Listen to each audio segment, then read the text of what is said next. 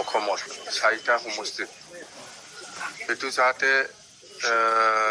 বিনা violence শান্তিপূৰ্ণভাৱে ভোটদান কৰিব পাৰে সকলো শ্ৰেণী ভালকৈ মানে শান্তিপূৰ্ণভাৱে ভোটদান কৰিব পাৰে আৰু আজি মই যিখিনি ফিডবেক পালোঁ মুছলপুৰ পৰা বা চাপাগুৰিৰ পৰা বা ইফালে ভোট কেন্দ্ৰত খুব শান্তিপূৰ্ণভাৱে হৈ আছে কামনা কৰোঁ যাতে সকলো শ্ৰেণীৰ মানুহে ভালকৈ ভোটদান কৰিব পাৰে আমি BPF দলে 2 লাখৰ ওপৰত ডিফাৰেন্সত আমি জিকিম আমি যিখিনি ফিডবেক পাই আছে যেনিবা পৰ্বজৰাৰ পৰা আৰম্ভ কৰি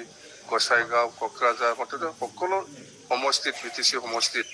খুব ভালকৈ BPF পালে ভোটটো পৰি আছে বুলি মই বুজিছোঁ हिन्दु नावसों मुस्लिम नावसों बयबो बुंगोन नांगोल गाज्रि बियो डेफिनेटलि गोग्लैगोन सोरनि फैसा रायजो राजाया मानो गाज्रि मोना जानो बयबो मुगैदों दिनै नोङो माबायाव नाय बेसेबां माने कमेन्ट होनानै हरदों बिसोरनि बे खामानिखौ सासे हिनजावा थाखा नुनानै बे रोखोम माने फैसा सायाव उन्दुलायनाय सेंग्राफ्रा फैसा सायाव उन्दुलायनाय सोरबा चेयारमेना फैसा सायाव उन्दुलाय सोरनि फैसाब्लाय बेथ' बिसोरो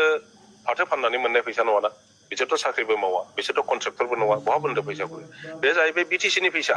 BTCनि फैसाखौ बिसोरो खायदायै बायदायै लुथिदों आरो बे लुथिनानै गाव गावनि गारि घोड़ा न' बां लुनायाव व्यवहार खालामदों आरो माखासेखौ दा भट बायनो थाखाय गामि गामि 500 थाखा राननायनि सिमां नुदोंमोन जोङो गोबांखौ हमबाय प्रशासना जुदि हमोमोन बहुत UPPLनि मावथिफोरखौ हमनानै जेलाव सोनो हायोमोन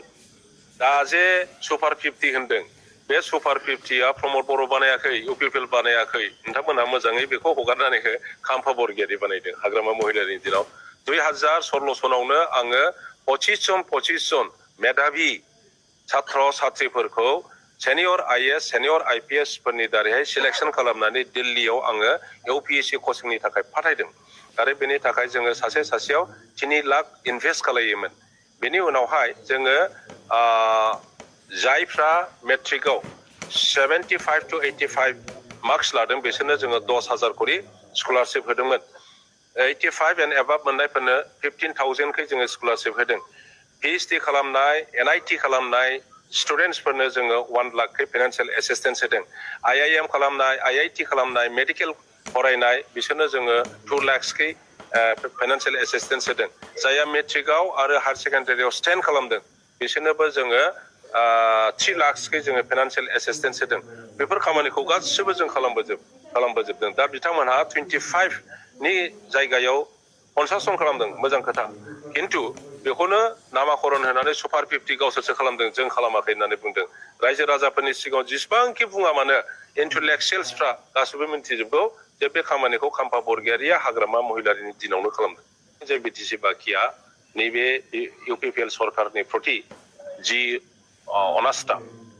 माने गोसोआव साननानै लाबाय बिसोरनि सायाव बिश्वासानो गोमाबाय जे आगोलाव 2020 सनाव जेरैहाय गोदै खोथा बुंदोंमोन बहुत मावगोन बहुत जागोन खोथा बुंदोंमोन प्रतिश्रुति होदोंमोन जेबो मावाखिसै ओरैबायदि मावाखिसै 4 बोसोराव सासेबो चौकीदार साख्रिबो होआखिसै जायनि थाखाय दिनै लेखा फरायनाय कलेज स्टुडेन्टस इउनिभार्सिटि स्टुडेन्टसफ्रा फ्रास्ट्रेसन फैदों जे बेबायदि दल जाय दला जोंनो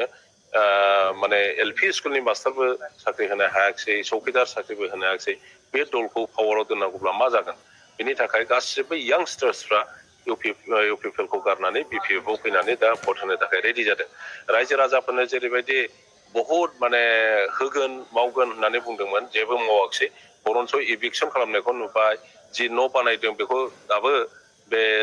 4 बोसोरावबो कमप्लिट खालामाखिसै थाखाल' लाङो बेफोर कमप्लेन खालामजोबदों रायजो राजाफ्रा आरो बेनि थाखाय UPPLखौ मुगैबाय बिसोरनो भट होआ गासिबो दांगलावनो होगोन